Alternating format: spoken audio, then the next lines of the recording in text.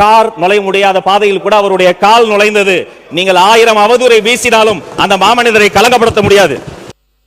ஒரு நோய் தொற்றில் குழந்தைகள் இறக்கலாம், ஆனால் ஒரு தேர்வு முறையில் இத்தனை குழந்தைகள் இறந்ததை எல்லாம் அம்மா சுட்டிக்காட்டிய போது இந்த அரங்கம் அதிர்ந்தது. வரலாற்றில் முக்கியத்துவம் வாய்ந்த ஒரு நீட் எதிர்ப்பு சிறப்பு தீர்மானத்தை மாண்புமிகு சுகாதாரத்துறை அமைச்சர் கொண்டு வந்திருக்கிறார்.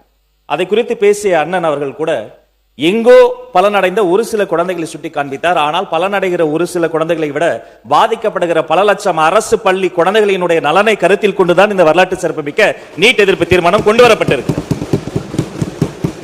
பெருந்தன்மையோடு இத்தனை அவதூறுகளையும் தாண்டி மதிப்பிற்குரிய மாண்புமிகு பொதுப்பணித்துறை அமைச்சர் சொல்கிறார், அரசியலை வைத்து இதில் பேச வேண்டாம், ஆக்கப்பூர்வமாக பேச வேண்டும் என்று சொல்லின பிறகும் கூட தொடர்ச்சியாக மாண்புமிகு உறுப்பினர் அவர்கள் அவதூறுகளை அள்ளி வீசுகிறார். நான் சொல்லிக் கொள்கிறேன், அரசியலில் அரியணை ஏறுவதற்கு முன்பே அருமை தங்கை இந்த நீட்டுக்கு எதிரான போரில் முதல் விதையாக விழுந்த அனிதாவின் வீட்டில் தரையில் அமர்ந்த மனிதர் என்னுடைய மாண்புமிகு முதல்வர்.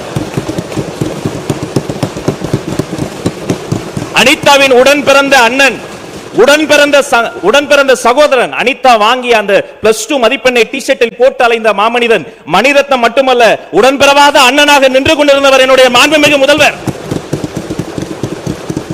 மதிப்பிற்குரிய பொது உடைமை தோழர்களினுடைய தமிழ்நாட்டு அரசியலுக்கு பாலபாடம் எடுக்கக்கூடிய பால நிலத்தில் அந்த போராட்டம் நடைபெற்ற போது அந்த போராட்ட களத்திலே போராடிய அப்பாவி மாணவர்களினுடைய புகழை திருடக்கூடிய ஒரு கூட்டத்தின் மத்தியிலும் கூட என்னை அனுப்பி அந்த போராட்டக்காரர்களை பார்க்க சொல்லவர் என்னுடைய மாண்புமிகு முதல்வர். மேலும் அருமை உறுப்பினர் தமீமுன் அன்சாரி அவர்கள் குறிப்பிட்டதை போல அந்த பட்டினி போராட்டத்தை எடுத்த என்னுடைய தோழர்கள் புளியந்தோப்பு மோகன் உள்ளிட்ட அத்தனை பேரையுமே நான் மதிப்பிற்குரிய சுகாதாரத்துறை அமைச்சர் எனது அருமை தம்பி கொரடா, வாரிய தலைவர் அருமை தம்பி லயலாமணி பல முறை நேரில் சென்று பார்த்து போராடக்கூடியவர்களை சுற்றி இருக்கக்கூடியவர்களுக்கும் தேவைப்படக்கூடிய தண்ணீர் உள்ளிட்ட அனைத்து உதவிகளையும் செய்கிறோம் என்று சொன்னால் சென்றவர்கள் நாங்கள், எங்களை செல்ல சொன்ன மாமனிதர் மாண்புமிகு தமிழ்நாடு முதலமைச்சர். எனவே தயவு கூர்ந்து உங்கள் அரசியலை அப்பால் வைத்துவிட்டு இந்த வரலாற்று முக்கியத்துவம் வாய்ந்த இந்த தீர்மானத்தை வழிமொழிந்து இந்த மாமன்றத்தில் அனைவரும் ஒருமனதாக நிறைவேற்ற வேண்டும் என்று உங்கள் மூலமாக கேட்டுக்கொள்கிறேன். மாண்பு உறுப்பினர் வரவேற்று முடிச்சிருங்க.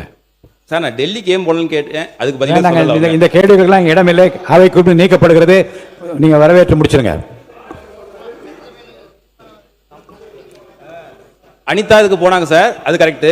இப்ப ஜூன் 21 மறுதேர்வுக்கு முன்னாடி சேலத்தில் சேர்ந்த கோபிகா, தருமபுரி ரோஷினி, கிருஷ்ணகிரி வெற்றி ஆனந்தன் 3 தமிழ் ஊர்கள் நீட்னால இறந்தாங்க. இதுக்கு யார் சார் போனது? உறுப்பினர் நிறுத்திக் கொள்ளலாம். மாண்புமிகு உயர்கல்வித்துறை அமைச்சர் அவர்கள்.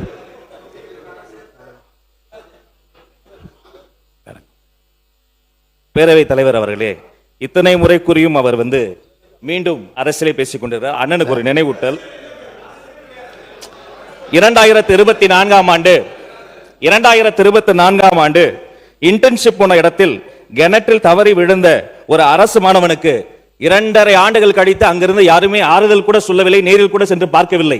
அவருடைய தாயாருக்கு ஒரு அரசு பணி கூட தரவில்லை. ஆனால் அரசியலுக்கே வருவதற்கு முன்பு அனிதாவினுடைய வீடுன்னு கூட சொல்ல முடியாது, ஒரு சின்ன குடிசை, கார் நுழைய முடியாத பாதையில் கூட அவருடைய கால் நுழைந்தது. நீங்கள் 1000 அவதூறை வீசினாலும் அந்த மாமனிதரை கலங்கப்படுத்த முடியாது.